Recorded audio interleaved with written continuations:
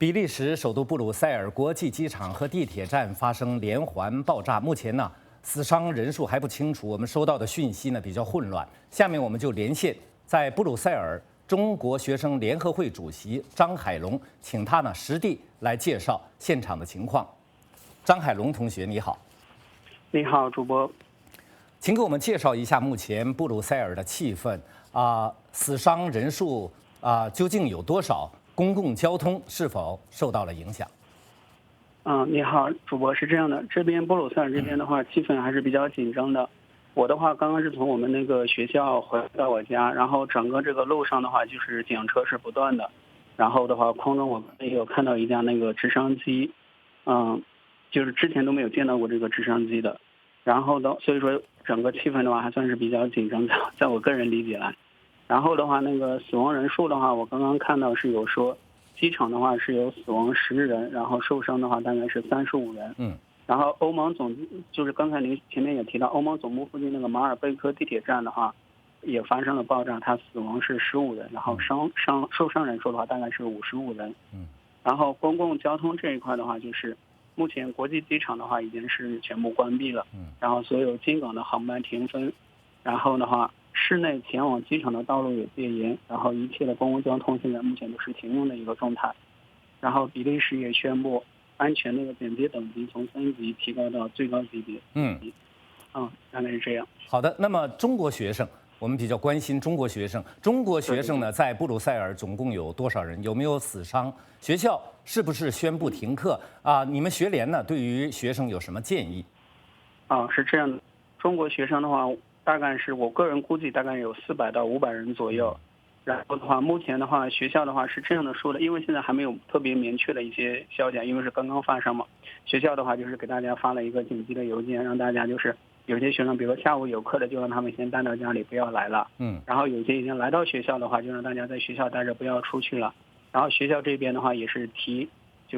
上了一个警戒的一个级别，就是加强了一些安保措施呀什么，你比如进出要刷那个学生卡呀，就是要有卡才能进出，是这样的一个情况。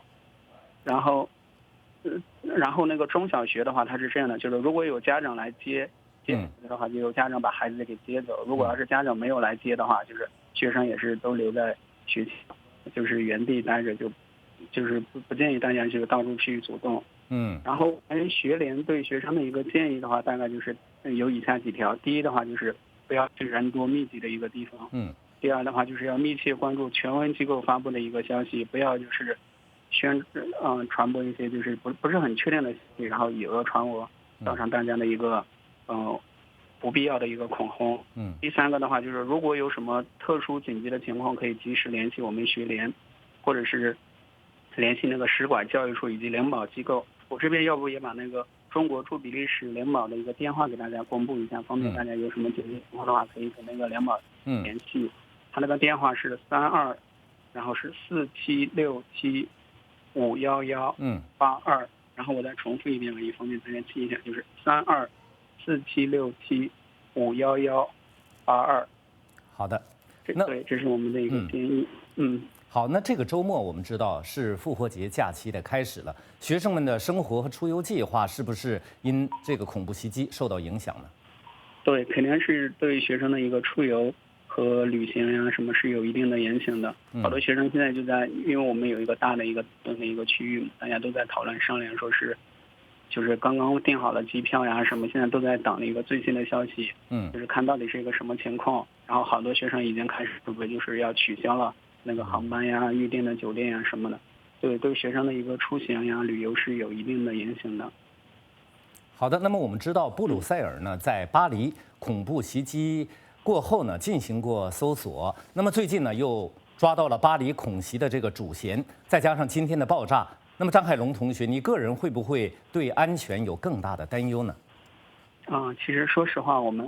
就是从我个人的角度来讲，还是有一点点的担心的。因为刚开始的时候，大家都想着说是主犯已经抓到了，应该是没有什么问题了。然后没想到现在又有一个爆炸发生。